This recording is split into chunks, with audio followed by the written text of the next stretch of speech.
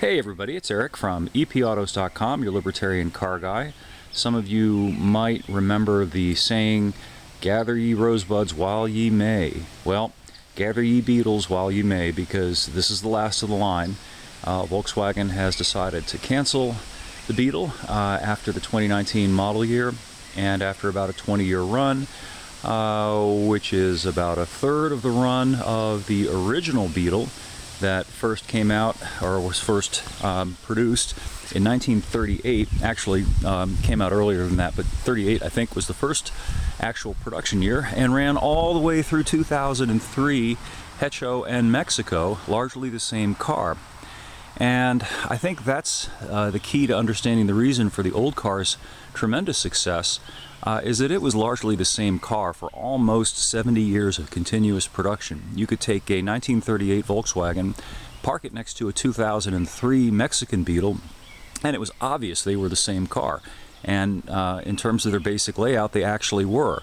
The 03, of course, had been tweaked and updated. Its engine was fuel injected and so on, but it was still rear-engined, air-cooled, and a lot of the parts would actually directly bolt in and interchange one car to the next throughout that entire production run from 1938 all the way up to 2003.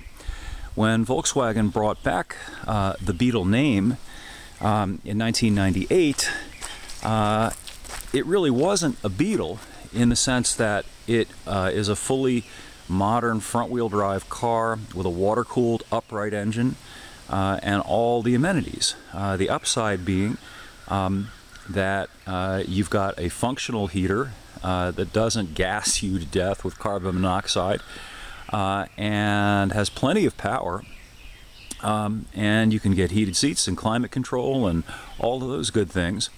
However, there's a price to be paid for that, and the Beetle is relatively pricey compared to other compact cars. And I think that's ultimately the reason why Volkswagen has decided to cancel the car. This convertible that they've sent me, which granted it's a final edition, so it's got a number of upgrades, including a special wheel and tire package, an interior package, and of course it's a convertible, but nonetheless it's 30,000 bucks, which is a lot of money. It's a very nice car, but 30,000 bucks is a lot of money. I personally think Volkswagen would have been able to reproduce the success of the original car if they'd figured out a way to bring it back, and bring it back as simply and cheaply as possible. Can you imagine what it would be like, or how neat it would be, if you could go out and buy a car that looked like this, not necessarily a convertible, a coupe. And here comes Fuzz, he wants to be part of the video. At any rate, I think he's about to pee on the car. Well, he didn't, but imagine if you could buy a relatively simple, basic car, not necessarily rear-engined or air-cooled, but a relatively simple car that was cute like this. You know, this is a cute car. It has that iconic Beetle styling, but imagine if you could buy it for around 12 or 13 bucks. 12 or 13,000 bucks, excuse me. And I certainly think that's possible, even with all of the safety and emissions stuff that the government imposes on vehicles. It's not yet required to have climate control air conditioning and fancy upholstery and a digitized dashboard and a lot of the things that many new cars have that have driven the price of new cars up remarkably. Some of you listening may know that the average price paid for a car last year was more than $35,000. And it's common for people to pay 50,000 bucks for a nothing special car, for a truck, for a basic truck, a relatively basic truck. Personally, I think it's crazy. I don't know where people are getting the money for it, and I think they're not getting the money for it. I think they're going into tremendous debt to acquire these cars, which they drive around for a while they've got a boat anchor of debt hanging around their necks. Anyway, I think if Volkswagen had been able to offer a car like this for around 12 or 13,000 bucks with all the basic amenities, I bet it probably would have sold incredibly well, and they probably wouldn't have had to cancel it. And it would be really nice if any car company could produce a car like that and sell a car like that. Be even nicer if the government weren't in the fatwaing business, and Volkswagen or some other car company could reproduce a car that was functionally like the original Beetle, which had that remarkably simple, really accessible owner DIY friendly air-cooled flat 4, which almost any monkey could keep running. There really wasn't a lot to do on that engine. It had a fan belt, it had 4 spark plugs, it had a single Solex carburetor.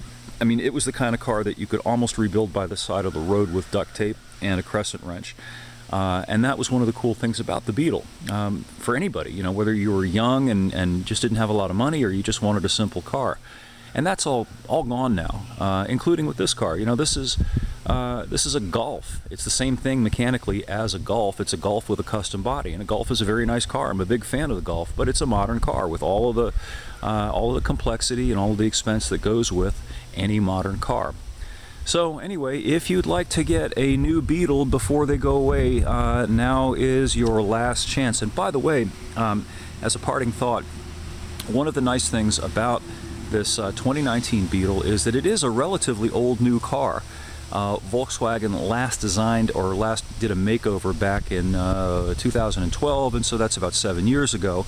And in the intervening years, a lot of new, in my opinion, very annoying safety tech has become encrusted into the standard equipment roster of a number of new cars. Most new cars, they have things like lane keep assist, which is aggravating as heck. It beeps at you, and it sometimes even jerks the steering wheel if the car doesn't like the way you drive. And of course, ASS, which I've talked about before, which is automated stop-start, where the engine just dies at every traffic light or whenever you roll to a stop, and then it chugs back to life.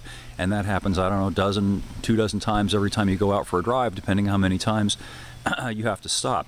Well, this car doesn't have it because, again, it is still fundamentally a 2012 model car that's being sold as a 2019 model car. It also has a manual pull-up emergency brake, which is something you will not find in most new cars.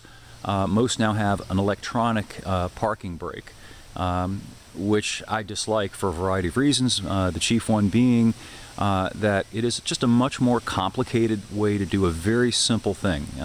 Pulling up on a lever which attaches to a cable which pulls on a brake caliper is a really simple mechanical device. I see no benefit in turning that into an electronic song and dance with sensors and actuators and all of that stuff, which inevitably is going to break at some point and going to hit you with an expense. Plus, long haul, a pull-up emergency brake is something that not only is less likely to break on you, it gives you more control over the car. If the main brake system ever does fail, you can use that pull-up emergency brake to gradually apply pressure to slow the car down. Those e-brakes are on-off. You pull the button or push the button and the brake comes on and it locks up the wheels. Frankly, it's not very safe. Anyway, I'll have a review of this Beetle up at epautos.com. I'm sad to see it go. I was present back in the mid-90s at the New York Auto Show when Volkswagen showed the concept car for what became the production car. I've driven numerous Beetles over the years, and I will miss it. It's sad to see it go. So anyway, thanks for listening, and we will catch up with you again soon.